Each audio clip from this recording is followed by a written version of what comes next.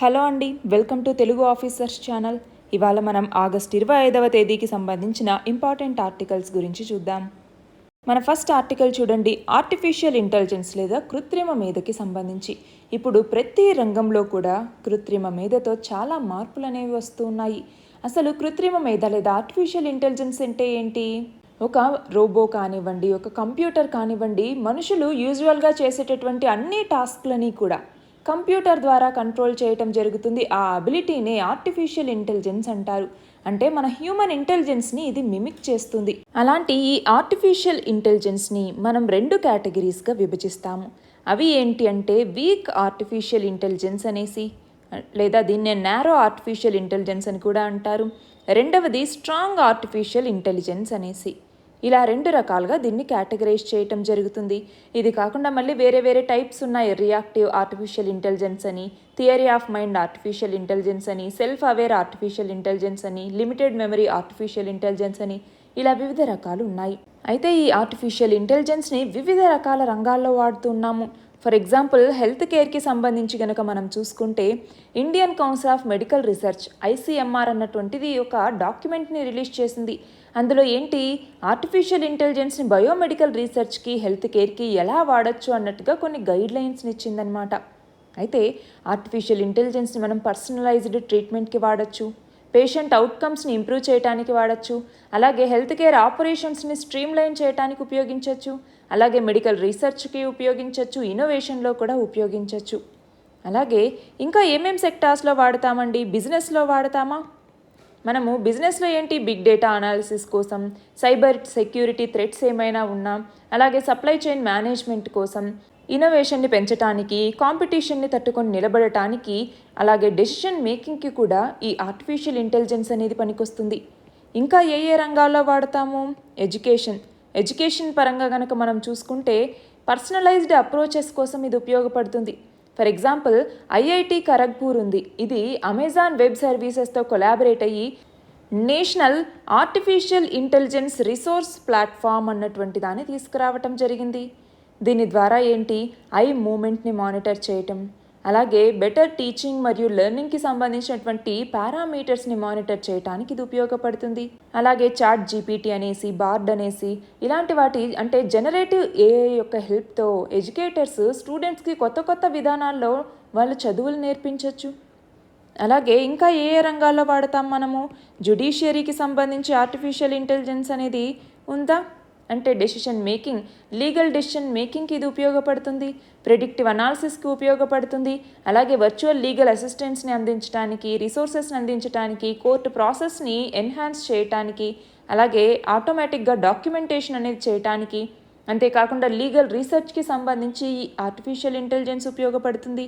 అయితే దీనికి సంబంధించి సువాస్ అన్నటువంటిది అంటే సుప్రీంకోర్టు విధిక్ అనువాద్ సాఫ్ట్వేర్ అన్నటువంటిది ఆర్టిఫిషియల్ ఇంటెలిజెన్స్ సిస్టమే. ఇది జడ్జిమెంట్స్ని రీజనల్ లాంగ్వేజ్లోకి ట్రాన్స్లేషన్ చేయడానికి ఉపయోగపడుతుంది. అలాగే సుపేస్ అన్నటువంటి పోర్టల్ని తీసుకురావటం జరిగింది.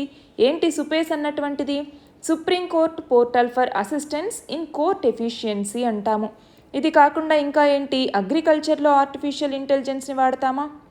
అగ్రికల్చర్లో ఫర్ ఎగ్జాంపుల్ రోబోట్స్, వీటిని ఉపయోగించి మనము ఆ నేలను దున్నేటప్పటి నుంచి కూడా మళ్ళీ ఆ సరుకుని మార్కెట్కి తరలించి అమ్ముకునేంత వరకు కూడా ప్రతి దాంట్లో ఆర్టిఫిషియల్ ఇంటెలిజెన్స్ని మనం యూజ్ చేసుకోవచ్చు. అలాగే మోస్ట్ ఇంపార్టెంట్లీ సైబర్ సెక్యూరిటీ లేదా సెక్యూరిటీ పర్పసెస్కి వీటిని వాడుకోవచ్చు. అవునా? సైబర్ సెక్యూరిటీకి సంబంధించి ఎలా వాడుకుంటారండి? ఫర్ ఎగ్జాంపుల్ వల్నరబిలిటీస్ని గుర్తించటం, అలాగే ఏదైనా అనీవన్ యాక్టివిటీ జరిగితే దాన్ని ఐడెంటిఫై చేయటం, సైబర్ థ్రెట్స్ని ప్రివెంట్ చేయటం, అలాగే అథెంటికేషన్ని స్ట్రెంథెన్ చేసుకోవటం, అలాగే యాక్సెస్ కంట్రోల్ని మేనేజ్ చేయడానికి, రియల్ టైం థ్రెట్ ఇంటెలిజెన్స్ని ప్రొవైడ్ చేయడానికి ఇది ఉపయోగపడుతుంది. అలాగే డిఫెన్స్కి సంబంధించి కూడా, అంటే ఏమైనా సైబర్ అటాక్స్ చేసేటప్పుడు వాటిని డిఫెండ్ చేసుకోవటానికి, ప్రొయాక్టివ్గా ఉండటానికి ఇది ఉపయోగపడుతుంది. ప్రెడిక్టివ్ అనలిటిక్స్ని ఇది ప్రొవైడ్ చేస్తుంది.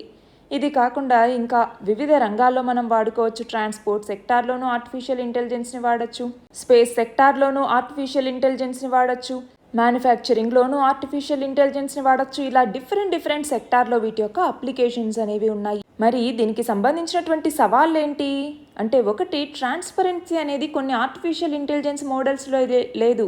For example deep learning neural networks అనుకోండి, వాటిని ఇంటర్ప్రిట్ చేయటం అనేది చాలా కష్టం. అంతేకాకుండా బ్లాక్ బాక్స్ ప్రాబ్లం అనేసి కూడా పిలుస్తూ ఉంటారు. మనకి బ్లాక్ బాక్స్ అనేసి, వైట్ బాక్స్ అనేసి, అలాగే గ్రే బాక్స్ అనేసి 3 రకాలు ఉంటాయి. అందులో బ్లాక్ బాక్స్ ప్రాబ్లం అంటే ఏంటి? ఏదైనా ఒక డెసిషన్ తీసుకోవాలన్నా, ఒక ప్రెడిక్షన్ చేయాలి అన్నా దాని వెనకాల ఉన్నటువంటి ఆ రీజన్స్ని అండర్స్టాండ్ చేసుకోవటం అనేది చాలా కష్టం. అలాగే ఇనీషియల్గా ఇన్వెస్ట్మెంట్ అనేది వీటికి ఎక్కువ పెట్టాల్సి ఉంటుంది, మెయింటెనెన్స్ కాస్ట్ అనేది ఎక్కువగా ఉంటుంది. అంతేకాకుండా ఆర్టిఫిషియల్ ఇంటెలిజెన్స్ మీద కనుక మనం రిలే అవ్వటం స్టార్ట్ చేస్తే దాని తర్వాత ఎర్రర్స్ వచ్చినా, ఇన్కరెక్ట్ డెసిషన్స్ వచ్చినా కూడా మనం దాని నుంచి బయటకు వెళ్ళటానికి అంత తొందరగా మనము అవాయిడ్ చేయలేము. ఫర్ ఎగ్జాంపుల్ మనం చూస్తున్నాము, ఇప్పుడు మొబైల్స్లోనే కానివ్వండి, ఫర్ ఎగ్జాంపుల్ మన మొబైల్లో ఇప్పుడు సెన్సార్ని క్లిక్ చేస్తూ ఉన్నాము అంటే వెంటనే అన్లాక్ అవుతుంది. ఎలాగా? ఫేషియల్ రికగ్నిషన్ అనేది ఉంది, అది వెంటనే అన్లాక్ అవుతుంది. ఆ మధ్యలో జరిగే ప్రాసెస్కి ఈ ఆర్టిఫిషియల్ ఇంటెలిజెన్స్ అనేది అవసరం. అలాగే ఎథికల్ కన్సర్న్స్ అనేవి ఉన్నాయి, ప్రైవసీ ఇష్యూస్ అనేసి మనం చెప్పచ్చు. అలాగే ఆటోమేటిక్గా డెసిషన్ మేకింగ్ అనేది చేయటం వల్ల ఎథికల్ ఇంప్లికేషన్స్ అనేవి ఉన్నాయి. అల్గారిథమ్స్లో కూడా బయాస్ అయ్యేటటువంటి పొటెన్షియల్ అనేది ఉంది. జాబ్స్ పోతాయి, అన్ఎంప్లాయ్మెంట్ అనేది క్రియేట్ అవుతుంది, లేదంటే వర్క్ ఫోర్స్కి మళ్ళీ రీస్కిల్లింగ్ అంటే రీట్రైనింగ్ అనేటటువంటిది అవసరం అవుతుంది. ఇవన్నీ కూడా ఆర్టిఫిషియల్ ఇంటెలిజెన్స్కి సంబంధించినటువంటి సవాళ్ళే. మరి మనం చూస్తే రీసెంట్గా డీప్ ఫేక్స్ అనేసి ఇష్టం వచ్చినట్టుగా నకిలీ వీడియోల్ని, ఫోటోలని, అంటే బోగస్ ఆడియోల్ని ప్రచారం చేయటం లాంటివి జరుగుతూ ఉన్నాయి. అయితే ఇక్కడ ఎందుకని కృత్రిమ మేధ అనేటటువంటి దాని గురించి చెప్తున్నారంటే 2024లో ఇటు భారత్లోను, అమెరికాలోను, యూరోపియన్ యూనియన్తో పాటు చాలా దేశాల్లో ఎన్నికలు జరగబోతూ ఉన్నాయి. ఈ నేపథ్యంలో ఇప్పటికే చాలా దేశాల్లో ఓటర్ల జాబితాల్ని సవరించి ఖరారు చేయడానికి ఆర్టిఫిషియల్ ఇంటెలిజెన్స్ని యూజ్ చేస్తూ ఉన్నారు. అంతేకాకుండా ఎన్నికల ప్రచారానికి సంబంధించి, నిధులు సేకరించడానికి సంబంధించి, ఎన్నికల యొక్క నిర్వహణకి సంబంధించి రాజకీయ నాయకులకు ప్రసంగాలు రాసి పెట్టడానికి కూడా ఈ ఆర్టిఫిషియల్ ఇంటెలిజెన్స్ అనేది ఉపయోగపడుతోంది. అంతేకాకుండా ప్రభుత్వ విధానాల్ని రూపకల్పన చేసేటప్పుడు, వాటిని అమలు చేసేటప్పుడు కూడా ఈ ఆర్టిఫిషియల్ ఇంటెలిజెన్స్ అనేది ఉపయోగపడుతుంది. అయితే ఈ సాధనాన్ని మంచికి ఉపయోగించాలా, చెడుకు ఉపయోగించాలా అన్నటువంటిది ఆ ఉపయోగించే మనిషిని బట్టి ఉంటుంది. అది దేనికి ఉపయోగిస్తున్నాము అన్నటువంటి దాన్ని బట్టి సమాజం అటువైపుకు వెళ్తుంది. దీనికి సంబంధించినటువంటిదే ఈ ఆర్టికల్. మన నెక్స్ట్ ఆర్టికల్ చూడండి. రీసెంట్గా జూలైలో 50వ జిఎస్టీ కౌన్సిల్ మీటింగ్ అనేది జరిగింది. ఆ మీటింగ్లో ఆన్లైన్ జూదానికి సంబంధించి ఇంతకుముందు ఏదైతే బడ్జెట్లో 28% ట్యాక్స్ అనేసి చెప్పారో దానిని అక్టోబర్ 1వ తేదీ నుంచి అమలు చేద్దాము అన్నట్టుగా నిర్ణయం తీసుకోవటం జరిగింది. అయితే మనం చూస్తే రీసెంట్గా చాలా వరకు అప్పులు తీసుకొని మరీ ఆన్లైన్లో జూదం ఆడటం, ఫ్యాంటసీ క్రీడలు ఆడటం పెరిగిపోతూ ఉంది. ఈ క్రమంలో ఆన్లైన్ ఆటలతో పాటు రేసులకు సంబంధించి, జూద క్రీడలకు సంబంధించి 28% జిఎస్టీని వసూలు చేయాలి అన్నట్టుగా కేంద్ర ప్రభుత్వం భావిస్తోంది. అయితే మనం చూస్తే దీనివల్ల ఆన్లైన్ జూద క్రీడలు ఆడే వాళ్ళ సంఖ్య తగ్గకపోగా గేమింగ్ పరిశ్రమ అనేది దెబ్బతింటుంది అనేసి ఒకవైపు విశ్లేషణలు వస్తూ ఉన్నాయి. దీనికి సంబంధించి గవర్నమెంట్ ఏమంటుంది? యంగ్స్టర్స్లో గ్యాంబ్లింగ్ని డిస్కరేజ్ చేయడానికి మెకానిజం ఉపయోగపడుతుంది అన్నట్టుగా చెప్తోంది. డబ్బులు పెట్టి ఆడేటటువంటి ఆన్లైన్ క్రీడలకే ఈ జిఎస్టీ అనేది వర్తిస్తుంది, మామూలు ఆన్లైన్ క్రీడల మీద ఎలాంటి ప్రభావం ఉండదు అన్నట్టుగా ప్రభుత్వం చెప్తోంది. అయితే ఈ జిఎస్టీని పెంచడంతో కొన్ని గేమింగ్ సంస్థలు ఖర్చులు తగ్గించుకోవటానికి ఉద్యోగుల్ని తీసేస్తూ ఉన్నాయి. అంటే ఇది కూడా అన్ఎంప్లాయ్మెంట్ అనేది క్రియేట్ చేస్తూ ఉంది. ఇక్కడ మనం చూస్తే మన దేశంలో గత సంవత్సరం ఈ ఆన్లైన్ గేమింగ్ రంగం యొక్క ఆదాయం గనక చూస్తే మొత్తం 22,936 కోట్లు. అయితే ఇది 2025 కల్లా 40,000 కోట్లు దాటుతుంది అనేసి అంచనా. కానీ ఆన్లైన్ గేమింగ్ పరిశ్రమ కేవలం 2% మాత్రమే పన్ను కడుతోంది అన్నట్టుగా కేంద్ర రెవెన్యూ శాఖ చెప్తోంది. అంటే ఒక జిఎస్టీ రేటు 28% కనుక విధిస్తే పన్ను ఆదాయం 20,000 కోట్లు దాటే అవకాశం ఉంది. అంటే దీన్ని బట్టి పన్ను రాబడిని పెంచుకోవటం లక్ష్యంగా ఆన్లైన్ గేమింగ్ మీద కేంద్రం జిఎస్టీని పెంచింది. అంతే తప్ప యువతని అప్పుల్లోకి లాగి చివరికి బలవన్మరణాలకు పాల్పడే స్థాయికి తీసుకెళ్తున్నటువంటి ఈ క్రీడల్ని నిషేధించటానికి మాత్రం ప్రభుత్వం ముందుకు రావట్లేదు అన్నట్టుగా విమర్శలు కూడా వస్తూ ఉన్నాయి. అయితే మన దేశంలో ఈ జూదాన్ని, ఈ యొక్క గ్యాంబ్లింగ్ని నిరోధించడానికి పటిష్టమైన ఒక చట్టం అంటూ లేదు. బ్రిటిష్ కాలంలో తీసుకొచ్చినటువంటి పబ్లిక్ గేమింగ్ చట్టం అనేటటువంటిదే ఇప్పటికీ ఉంది. దీని ప్రకారం రాష్ట్రాలు గేమింగ్, బెట్టింగ్, లాటరీలు, గుర్రపు పందాలు, క్యాసినోలు ఇలాంటి వాటిని చట్ట సవరణ చేసి నియంత్రించుకోవచ్చు. అంటే ఈ యొక్క గేమింగ్, బెట్టింగ్, లాటరీలు, గుర్రపు పందాలు, క్యాసినోలు ఇవన్నీ ఏ లిస్టులో ఉన్నాయి? మన రాజ్యాంగంలో ఉన్నటువంటి 7th షెడ్యూల్లో 3 లిస్టులు ఉన్నాయి. యూనియన్ లిస్ట్ అని, స్టేట్ లిస్ట్ అనేసి, కంకరెంట్ లిస్ట్ అని. అందులో స్టేట్ లిస్టులో ఇవన్నీ ఉన్నాయి. అందుకే వీటికి సంబంధించి చట్ట సవరణ చేసి నియంత్రించుకోండి అన్నట్టుగా రాష్ట్ర ప్రభుత్వాలకే హక్కు ఇవ్వటం జరిగింది. ఈ నేపథ్యంలో చాలా రాష్ట్రాలు లాటరీల్ని చాలా సంవత్సరాల కిందటే నిషేధించాయి. మధ్యప్రదేశ్, తమిళనాడు లాంటి రాష్ట్రాలు ఇప్పటికే ఆన్లైన్ జూదంని నిషేధించేందుకు చర్యలు చేపడుతూ ఉన్నాయి. అంటే ఎక్కువగా యువత వీటిలోకి వెళ్ళి అందులో అప్పుల్లో కూరుకుపోయి దాని తర్వాత బలవన్మరణాలకు పాల్పడే స్థాయికి తీసుకెళ్తున్నటువంటి ఈ తరహా క్రీడల్ని నిషేధించేందుకు కేంద్రం, రాష్ట్రాలు సరైన దృష్టి పెట్టాల్సిన అవసరం ఉంది అన్నట్టుగా ఈ ఆర్టికల్.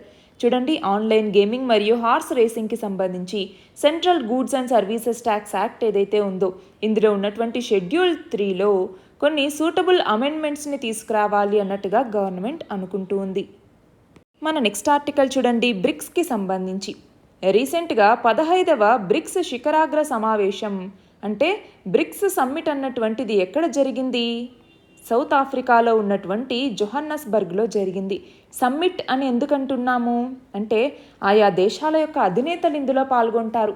అలా కాకుండా మంత్రుల స్థాయిలో గనక సమావేశం జరిగితే దాన్ని మీటింగ్ అనేసి పిలుస్తాము. అదే అధినేతల స్థాయిలో గనక జరిగితే దాన్ని సమ్మిట్ అనేసి పిలుస్తాము. సమ్మిట్ అంటే హైయెస్ట్ అనేసి. అయితే ఇప్పుడు జరిగినటువంటి బ్రిక్స్ సమ్మిట్లో ఈ బ్రిక్స్ కూటమిలోకి ఇంకొక 6 దేశాలు చేరబోతూ ఉన్నాయి. ఏంటి ఆ 6 దేశాలు అంటే Iran, United Arab Emirates, Saudi Arabia, Argentina, Egypt మరియు ఇథియోపియా.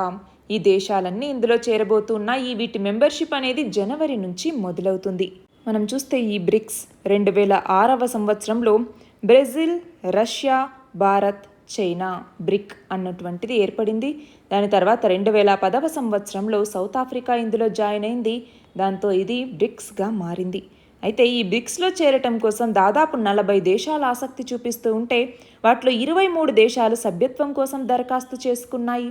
అయితే ఈ బ్రిక్స్ కూటమి అన్నటువంటిది ప్రస్తుతం ప్రపంచ జనాభాలో పాపులేషన్కి సంబంధించి 41% కలిగి ఉన్నాయి. అలాగే ప్రపంచ జీడిపికి సంబంధించి 24% వాటాని కలిగి ఉన్నాయి. అలాగే ప్రపంచ వాణిజ్యానికి సంబంధించి గ్లోబల్ ట్రేడ్కి సంబంధించి 16% వాటాని కలిగి ఉంది. అయితే పశ్చిమ దేశాల కూటమికి బ్రిక్స్ని ఒక ప్రధాన పోటీదారుగా భావిస్తూ ఉన్నారు ఇప్పటికే. మన నెక్స్ట్ ఆర్టికల్ చూడండి, జపాన్లోని ఫుకుషిమా అణు విద్యుత్ కేంద్రం నుంచి శుద్ధి చేసినటువంటి అణు జలాల్ని పసిఫిక్ మహాసముద్రంలోకి విడుదల చేయటాన్ని ప్రారంభించింది జపాన్ ప్రభుత్వం. ఈ నేపథ్యంలో అసలు ఇక్కడ ప్రమాదం ఎలా సంభవించింది అనేసి చూస్తే 2011వ సంవత్సరం 2011 మార్చి 11వ తేదీన జపాన్కి తూర్పున పసిఫిక్ మహాసముద్రంలో దాదాపు 136 కిలోమీటర్ల దూరంలో 9 మాగ్నిట్యూడ్తో ఒక భూకంపం అనేది సంభవించింది. దాని తర్వాత సునామీ అనేది రావటం జరిగింది. అయితే జపాన్లో చూడండి, ఇక్కడ 4 అణు విద్యుత్ కేంద్రాలు అనేవి ఉన్నాయి. ఇందులో 11 రియాక్టర్లు పనిచేస్తున్నాయి. అయితే ఈ ఫుకుషిమా డైచి అణు విద్యుత్ కేంద్రంలో ఉన్నటువంటి రియాక్టర్లలో ఇప్పుడు ప్రమాదం అనేది సంభవించింది. ఇప్పుడు 2011లో. ఎందుకని అంటే ఈ అణు విద్యుత్ కేంద్రంలో రియాక్టర్ అనేది పనిచేస్తోంది. నార్మల్గా న్యూక్లియర్ ఫిషన్ అన్నటువంటిది ఈ న్యూక్లియర్ రియాక్టర్స్లో జరుగుతుంది. అంటే ఒక అణువు 2 అణువులుగా విడిపోతుంది. అలా అయ్యేటప్పుడు చాలా హీట్ అనేది జనరేట్ అవుతుంది. దాన్ని కంట్రోల్ చేయడానికి కూలెంట్ అనేది అవసరం. ఆ కూలెంట్ సప్లైకి పవర్ అనేది అవసరం. అయితే సునామీ రావటం వల్ల పవర్ అనేది కట్ అయిపోయింది. అంతేకాకుండా సునామీ వల్ల ఫ్లడ్స్ అనేవి వస్తాయి కదా, దానివల్ల ఈ ఫుకుషిమా డైచి పవర్ ప్లాంట్లో ఉన్నటువంటి డీజిల్ జనరేటర్స్ ఏవైతే ఉన్నాయో అవి కూడా పాడైపోయాయి. దాంతో కూలెంట్ సప్లై అనేది ఆగిపోయింది. దాంతో ఏమైంది, హీట్ అనేది మరింత ఎక్కువైపోయి అది ఎక్స్ప్లోడ్ అయిపోయింది. దాని తర్వాత ఆ రియాక్టర్లో నుంచి అణుధార్మికత ఉన్నటువంటి నీరు అనేది బయటికి రావటం, వాటిని దాదాపు 1000 ట్యాంకుల్లో 13.7 లక్షల కోట్ల టన్నుల నీటిని నిల్వ చేయటం జరిగింది. అయితే ఇప్పుడు ఈ ఫుకుషిమా డైచి న్యూక్లియర్ ప్లాంట్ని గనక మూసివేయాలి అంటే ఆ నీటినన్నింటినీ సముద్రంలోకి వదలాలి. ఆ నేపథ్యంలోనే ఇప్పుడు జపాన్ ప్రభుత్వం ఈ నిర్ణయం తీసుకుంది. అయితే దీనికి ఇంటర్నేషనల్ అటామిక్ ఎనర్జీ ఏజెన్సీ అన్నటువంటిది కూడా పర్మిషన్ ఇచ్చింది. అయితే జపాన్ సీ ఫుడ్ మీద చైనా నిషేధం విధించింది. మనం చూస్తే ఆల్రెడీ సౌత్ కొరియా 2013లోనే ఫుకుషిమా దాని పరిసర ప్రాంతాల్లో నుంచి సీ ఫుడ్ని ఇంపోర్ట్ చేయటాన్ని బ్యాన్ చేయటం జరిగింది సౌత్ కొరియా. మన నెక్స్ట్ ఆర్టికల్ చూడండి, రైళ్లలో కూడా ఇక నుంచి బ్లాక్ బాక్సుల్ని పెట్టబోతూ ఉన్నారు. బ్లాక్ బాక్స్ అన్నటువంటిది బ్లాక్ కలర్లో ఉండదండి, ఇలా ఉంటుందన్నమాట. ఈ బ్లాక్ బాక్స్ అంటే నార్మల్గా ఫ్లైట్స్లో వీటిని అరేంజ్ చేయటం జరుగుతుంది. ఇక్కడ ఒక డేటా రికార్డర్ అనేది ఉంటుందన్నమాట. ఇందులోకి వచ్చేసరికి చూడండి, ఫ్లైట్ డేటా రికార్డర్. ఇందులోకి వచ్చేసరికి టెక్నికల్ ఫ్లైట్ డేటా అంతా రికార్డ్ అయి ఉంటుంది. అలాగే ఇక్కడ కేసింగ్ అన్నటువంటిది ఉంటుంది. ఇది 1 గంట పాటు 1100 డిగ్రీ సెల్సియస్ని కూడా తట్టుకొని నిలబడగలదు. అంతేకాకుండా షిప్లో గనక ఏర్పాటు చేసినప్పుడు ఆ షిప్ మునిగిపోతే అది కూడా 6000 మీటర్ల లోతుకు వెళ్ళినా కూడా 1 నెల పాటు ఇది పనిచేస్తుంది. అంతేకాకుండా ఇక్కడ చూడండి, అండర్ వాటర్ లొకేటర్ బీకాన్ అన్నటువంటిది ఉంటుంది. ఇది అల్ట్రాసోనిక్ పల్స్ని ఎమిట్ చేస్తూ ఉంటుంది. అది కూడా 90 రోజుల పాటు అన్నమాట. అలాగే సివిఆర్ అన్నటువంటిది, ఇది ఏంటి అంటే కాక్పిట్ వాయిస్ రికార్డర్ అంటాము. అంటే ఆ క్రూ మెంబర్స్ ఎవరైతే ఉంటారో వాళ్ళు మాట్లాడుకున్నటువంటి మాటల్ని ఇది రికార్డ్ చేయటం జరుగుతుంది. అయితే ఇలాంటి బ్లాక్ బాక్సుల్ని ఇప్పుడు రైళ్లలో కూడా ప్రవేశపెట్టాలి అన్నట్టుగా రైల్వే శాఖ నిర్ణయించింది. అందులో భాగంగా తొలిసారిగా వందే భారత్ రైళ్లలో దీన్ని ఏర్పాటు చేయబోతోంది. అయితే ఇక్కడ గుర్తుపెట్టుకోవాల్సిన ఇంకో విషయం ఏంటి అంటే ఈ బ్లాక్ బాక్సుల్ని ఏ టెక్నాలజీ సహాయంతో తయారు చేస్తారు అన్నటువంటిది. చూడండి, cabin crew rest compartment video recording అనేటటువంటి ఒక సాంకేతిక పరిజ్ఞానంతో ఈ బ్లాక్ బాక్సుల్ని తయారు చేయటం జరుగుతుంది. విమానాల్లోని బ్లాక్ బాక్సుల్ని కూడా ఇదే సాంకేతిక పరిజ్ఞానంతోనే రూపొందిస్తున్నారు. మన నెక్స్ట్ ఆర్టికల్ చూడండి, ఆర్బీఐ గవర్నర్ నేతృత్వంలోని 6 సభ్యుల ద్రవ్య పరపతి విధాన కమిటీ లేదా మానిటరీ పాలసీ కమిటీ మన దేశంలో ఆహార పెరుగుదలే మన వ్యవస్థలో ప్రధానమైనటువంటి ఆందోళనకరమైన అంశం అన్నట్టుగా చెప్పింది. మరి ఇలాంటి పరిస్థితుల్లో కఠినమైనటువంటి ద్రవ్య విధానం వైపే మొగ్గు చూపాలి. ప్రస్తుతానికి బ్యాంకులకి ఆర్బీఐ ఇచ్చేటటువంటి రుణాల మీద ఇప్పుడు వసూలు చేసే వడ్డీ రేట్ ఏదైతే ఉందో, అంటే రెపో రేట్ ఏదైతే ఉందో దానిని యథాతథంగా కొనసాగించాలి అన్నట్టుగా నిర్ణయించింది. ఎంత యథాతథం అంటే 6.5%. అయితే దీనికి సంబంధించి మనం చూస్తే ఆగస్టు 8వ తేదీ నుంచి 10వ తేదీ వరకు జరిగినటువంటి ఆర్బీఐ ద్వైమాసిక ద్రవ్య పరపతి విధాన సమీక్ష యొక్క మినిట్స్ అనేవి విడుదలయ్యాయి. అందులో భాగంగా ఈ వివరాల్ని చెప్పారు. అయితే ఇక్కడ చూడండి, ఆర్బీఐ మానిటరీ పాలసీ ఏదైతే ఉందో దీని కింద క్వాంటిటేటివ్ టూల్స్ అని క్వాలిటేటివ్ టూల్స్ అనేసి 2 రకాలు ఉంటాయి. క్వాలిటేటివ్ టూల్స్లో భాగంగా ఏంటి, margin requirements, selective credit control, అలాగే మోరల్ షువేజన్, ఇలాంటి వాటిని క్వాలిటేటివ్ టూల్స్ కింద చెప్తాం. అదే క్వాంటిటేటివ్ టూల్స్ అంటే ఇందులో డైరెక్ట్ క్వాంటిటేటివ్ టూల్స్ అని, ఇండైరెక్ట్ క్వాంటిటేటివ్ టూల్స్ అంటాము. డైరెక్ట్ అంటే ఏంటి, సిఆర్ఆర్ అంటే cash reserve ratio, SLR statutory liquidity ratio, refinancing facility, ఇవన్నీ ఉంటాయి. అదే ఇండైరెక్ట్ క్వాంటిటేటివ్ టూల్స్లోకి వచ్చేసరికి repo rate, reverse repo rate, bank rate, MSF, base rate, MCLR, OMO open market operations, MSS, LAF liquid adjustment facility, ఇవన్నీ కూడా quantitative టూల్స్గా చెప్తాము. అయితే మనకి ఆర్బీఐ చట్టం అనేటటువంటిది ఉంది, ఆర్బీఐ యాక్ట్ 1934. ఇది ఇన్ఫ్లేషన్ టార్గెట్ని పెట్టింది. ఎంత అండి మనకి ఇప్పుడు ఉన్నటువంటి ఇన్ఫ్లేషన్ టార్గెట్? 4 ± 2, అంటే మినిమం 2% ఉండాలి, మ్యాక్సిమం 6% ఇన్ఫ్లేషన్ అనేది ఉండాలి అన్నట్టుగా టార్గెట్గా పెట్టుకోవటం జరిగింది. అయితే ఇప్పుడు ఏమన్నాము, మానిటరీ పాలసీ కమిటీ అన్నాం. ఈ మానిటరీ పాలసీ కమిటీ అన్నటువంటిది ఈ ఆర్బీఐ చట్టంలో ఉన్నటువంటి సెక్షన్ 45ZB ఈ సెక్షన్ కింద దీన్ని ఏర్పాటు చేయటం జరిగింది. 2016లో దీన్ని అమెండ్ చేసి 6 మందితో కలిసినటువంటి ఈ మానిటరీ పాలసీ కమిటీని ఏర్పాటు చేయటం జరిగింది. దీని ఆబ్జెక్టివ్ ఏంటి అంటే ఇన్ఫ్లేషన్ టార్గెట్ని అచీవ్ చేసేలాగా పాలసీ రేట్స్ని డిటర్మైన్ చేయటం దీని యొక్క ముఖ్య ఉద్దేశం. ఇందులో 6 మెంబర్స్ ఉంటారు. ఎవరు? ఒకరు ఆర్బీఐకి సంబంధించి ఆర్బీఐ గవర్నర్, ఒకరు 2 డిప్యూటీ గవర్నర్ ఇన్ఛార్జ్ మానిటరీ పాలసీకి సంబంధించి, అలాగే సెంట్రల్ బోర్డ్ నామినేట్ చేసేటటువంటి ఒక బ్యాంక్ ఆఫీసర్ ఉంటారు. ఇంకొక 3 సెంట్రల్ గవర్నమెంట్ అపాయింట్ చేసేటటువంటి పర్సన్స్ ఇందులో భాగస్వాములుగా ఉంటారు. మన నెక్స్ట్ ఆర్టికల్ చూడండి, ల్యాబొరేటరీ గ్రోన్ డైమండ్స్ అంటే ల్యాబ్లలో తయారు చేసేటటువంటి వజ్రాలకు సంబంధించి 2023-24 యూనియన్ బడ్జెట్లో కూడా దీని గురించి ప్రస్తావించటం జరిగింది. అంతేకాకుండా జూన్ 22న అమెరికా పర్యటనకి మన ప్రధాని వెళ్ళినప్పుడు మొత్తం 7.5 క్యారెట్ల ఈ ల్యాబొరేటరీ గ్రోన్ డైమండ్ని అమెరికా ప్రథమ మహిళ అయినటువంటి జిల్ బైడెన్కి బహుకరించటం జరిగింది. అయితే మనం చూస్తే ఈ ల్యాబ్లలో తయారు చేసే వజ్రాల్ని ప్రోత్సహించటం కోసం ప్రభుత్వం కొన్ని చర్యలు తీసుకుంటోంది. అందులో భాగంగా ఏమేం చర్యలు తీసుకుంది? ఒకటి, ఈ ల్యాబొరేటరీ గ్రోన్ డైమండ్స్కి సంబంధించి 5% కస్టమ్స్ సుంకాల్ని మేము తొలగిస్తూ ఉన్నాము అన్నట్టుగా ప్రకటించటం జరిగింది. కస్టమ్స్ డ్యూటీని తొలగించారు. అలాగే మన దేశంలో ఈ ఎల్జీడీకి సంబంధించినటువంటి యంత్రాలు, సీడ్స్, అలాగే వీటి యొక్క తయారీ విధానాన్ని రూపొందించడం మీద పరిశోధనలు చేసేందుకు గాను ఐఐటి మెడ్రాస్కి రీసెర్చ్ గ్రాంట్ని కూడా ప్రకటించడం జరిగింది. అంతేకాకుండా 2025 సంవత్సరం నాటికి ఈ ల్యాబొరేటరీ గ్రోన్ డైమండ్స్ యొక్క ఆభరణాల మార్కెట్ అనేటటువంటిది $5 బిలియన్ పెరగాలి. అదే ఇది 2035 సంవత్సరం నాటికి వచ్చేసరికి $15 బిలియన్ పెరగాలి అన్నట్టుగా అంచనా వేయటం జరిగింది. అలాగే 2021-22లో పాలిష్డ్ మరియు కట్ చేసినటువంటి ఈ ల్యాబొరేటరీ గ్రోన్ డైమండ్స్ యొక్క ఎగుమతులు $1.35 బిలియన్ ఉంటే గత సంవత్సరం ఏప్రిల్ నుంచి డిసెంబర్ మధ్యలో $1.4 బిలియన్ స్థాయిలో ఇది నమోదైంది. అయితే వీటిని 2 రకాలుగా మ్యానుఫ్యాక్చర్ చేయటం జరుగుతుంది. ఏంటి ఆ 2 మెథడ్స్ అంటే, ఒకటి high pressure high temperature method అనేసి, 2 కెమికల్ వేపర్ డిపాజిషన్ మెథడ్ అనేసి, మొత్తం 2 రకాల పద్ధతుల్లో వీటిని తయారు చేస్తారు. మన నెక్స్ట్ ఆర్టికల్ చూడండి.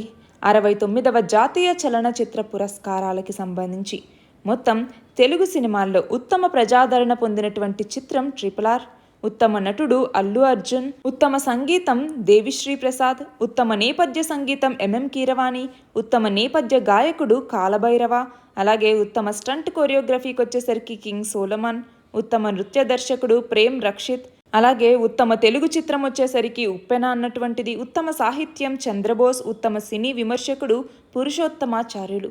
అలా కాకుండా మొత్తం చూసుకుంటే ఉత్తమ చిత్రం వచ్చేసరికి రాకెట్రీ ది నంబి ఎఫెక్ట్, ఉత్తమ నటిగా ఆలియా భట్ మరియు కృతి సనన్, ఉత్తమ తొలి చిత్రం వచ్చేసరికి మెప్పాడియన్ అన్నటువంటిది మలయాళం సినిమా, ఉత్తమ జాతీయ సమగ్రతా చిత్రం వచ్చేసరికి ది కశ్మీర్ ఫైల్స్ అన్నటువంటిది, ఉత్తమ సామాజిక చిత్రం అనునాద్ అన్నటువంటిది. అలాగా ఏ వాటికి ఈ అవార్డులు వచ్చాయి అన్నట్టుగా చూడాలి. అయితే ఇక్కడ మన తెలుగు సినిమా పరిశ్రమకి మొత్తం 11 అవార్డులు వస్తే అందులో ఒక్క RRRకే 6, పుష్పకి 2 అవార్డులు రావటం జరిగింది. మన నెక్స్ట్ ఆర్టికల్ చూడండి. 2023 వరల్డ్ చెస్ ఛాంపియన్షిప్కి సంబంధించి ఈ సంవత్సరం జరిగినటువంటి ఈ వరల్డ్ చెస్ ఛాంపియన్షిప్లో విన్నర్గా గెలిచింది ఎవరు అంటే మ్యాగ్నస్ కార్ల్సన్, నార్వేకి సంబంధించినటువంటి వ్యక్తి. రన్నరప్గా నిలిచింది ఎవరు అంటే ప్రజ్ఞానంద, మన భారతదేశానికి చెందినటువంటి 18 ఏళ్ల కుర్రాడితను. మన నెక్స్ట్ ఆర్టికల్ చూడండి. ఈ సంవత్సరం 5 రాష్ట్రాల్లో అసెంబ్లీ ఎన్నికలు అనేవి జరగబోతున్నాయి. ఏంటా 5 రాష్ట్రాలు? మధ్యప్రదేశ్, ఛత్తీస్గఢ్, రాజస్థాన్, తెలంగాణ మరియు మిజోరాం. అయితే తెలంగాణ ఎన్నికలకి సంబంధించి ఇక్కడ మనం చూస్తే 2018లో గడువు ముగియక ముందే ముఖ్యమంత్రి అయినటువంటి కేసీఆర్ అసెంబ్లీని రద్దు చేయటం జరిగింది. దాంతో 2018లో అక్టోబర్ 6వ తేదీనే షెడ్యూల్ వచ్చింది. డిసెంబర్ 7వ తేదీన పోలింగ్ అనేది జరిగింది. దాంతో 2019వ సంవత్సరం జనవరి 17న అసెంబ్లీలో ఎమ్మెల్యేలంతా ప్రమాణ స్వీకారం చేయటం జరిగింది. కాబట్టి ఇక్కడ తెలంగాణ రాష్ట్ర అసెంబ్లీ ప్రస్తుత గడువు వచ్చే ఏడాది జనవరి 16 వరకు ఉంది. అలాగే ఛత్తీస్గఢ్, మధ్యప్రదేశ్, రాజస్థాన్ ఈ రాష్ట్రాల అసెంబ్లీలకు కూడా ఇదే గడువు. కానీ మిజోరాం అసెంబ్లీ గడువు మాత్రం ఈ సంవత్సరం డిసెంబర్ 17తో ముగుస్తుంది. కాబట్టి తెలంగాణతో పాటు మిగిలిన 4 రాష్ట్రాలకి కూడా ఒకే దఫా షెడ్యూల్ని ప్రకటించడానికి ఇప్పుడు కేంద్ర ఎన్నికల సంఘం అనేది చూస్తోంది. ఈ నేపథ్యంలో స్టేట్ ఎలక్షన్ కమిషన్కి సంబంధించి కూడా ఒకసారి చూసుకోవాలి. ఆర్టికల్ 243K1 అలాగే ఆర్టికల్ 243K2 అన్నటువంటిది. ఆర్టికల్ 243K1 ఏంటి? పంచాయత్కి సంబంధించినటువంటి ఎలక్షన్స్ గురించి.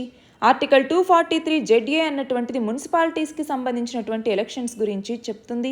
అలాగే ఆర్టికల్ 243K ఏం చెప్తుంది? దీని కింద స్టేట్ లెజిస్లేచర్లో ఎన్నికైనటువంటి వాళ్ళకి సంబంధించిన టెన్యూర్ మరియు అపాయింట్మెంట్ గురించి చెప్తుంది. అయితే ఒక స్టేట్ ఎలక్షన్ కమిషనర్ని తొలగించాలి అంటే ఆ ప్రాసెస్ అనేది హైకోర్టు జడ్జిని ఎలాగైతే తొలగిస్తామో అలానే జరుగుతుంది. ఆ గ్రౌండ్స్ మీదే జరుగుతుంది కూడా. ఇక్కడ చూడండి, ఇస్రో ప్రయోగించినటువంటి చంద్రయాన్ 3 ప్రయోగం అనేది విజయవంతమైంది అన్నట్టుగా ఇక్కడ చెప్తూ ఉన్నారు. చూడండి, మొత్తం 41 రోజులు ఇది ప్రయాణించింది. అంటే జూలై 14వ తేదీ నుంచి ఆగస్టు 23వ తేదీ వరకు మొత్తం 41 రోజులు ఇది ప్రయాణించింది. దీని యొక్క వ్యయం 615 కోట్లు. ఆల్రెడీ చంద్రయాన్ 3 గురించి మనం 2 రోజుల నుంచి చూస్తూనే ఉన్నాం.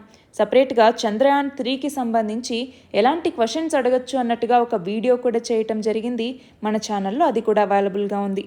నెక్స్ట్ క్వశ్చన్ చూడండి, భారతదేశం ఏ సంవత్సరం నాటికి 3వ అతిపెద్ద ఆర్థిక వ్యవస్థ అవుతుందనేసి అంతర్జాతీయ ద్రవ్యనిధి సంస్థ అంటే IMF అంచనా వేసింది? 2027 నాటికి. ఇది కూడా మనం క్లాస్లో డిస్కస్ చేయటం జరిగింది. చూడండి, జర్మనీ, జపాన్ ఈ 2 దేశాలని వెనక్కి నెట్టి అమెరికా, చైనాల తర్వాత 3వ స్థానాన్ని మన భారతదేశం ఆక్రమించబోతోంది. నెక్స్ట్ చూడండి, బహుళ రాష్ట్ర సహకార సంఘాలు అంటే ఒకటి కంటే ఎక్కువ రాష్ట్రాల్లో సేవలు అందించేటటువంటి సహకార సంఘాలని బహుళ రాష్ట్ర సహకార సంఘాలు అంటాం. ఇవి మన దేశంలో అత్యధికంగా ఏ రాష్ట్రంలో ఉన్నాయి? మహారాష్ట్రలో 654 బహుళ రాష్ట్ర సహకార సంఘాలు అనేవి ఉన్నాయి. అయితే ఇవి దేశంలో పలు రాష్ట్రాల్లో వివిధ రకాల సహకార సంఘాలు 8.5 లక్షల దాకా ఉంటే, దేశవ్యాప్తంగా ఈ బహుళ రాష్ట్ర సహకార సంఘాలు కేవలం 1555 మాత్రమే ఉన్నాయి. అందులో మహారాష్ట్రలో అత్యధికంగా 654, దాని తర్వాత ఉత్తరప్రదేశ్లో 163, ఢిల్లీలో 159, తమిళనాడులో 131 ఉన్నాయి. అయితే ఆంధ్రప్రదేశ్లో 22, తెలంగాణలో 13 మాత్రమే ఉన్నాయి. దీని గురించి కూడా మనము క్లాస్లో చదువుకున్నామండి, మీకు గుర్తుంటే.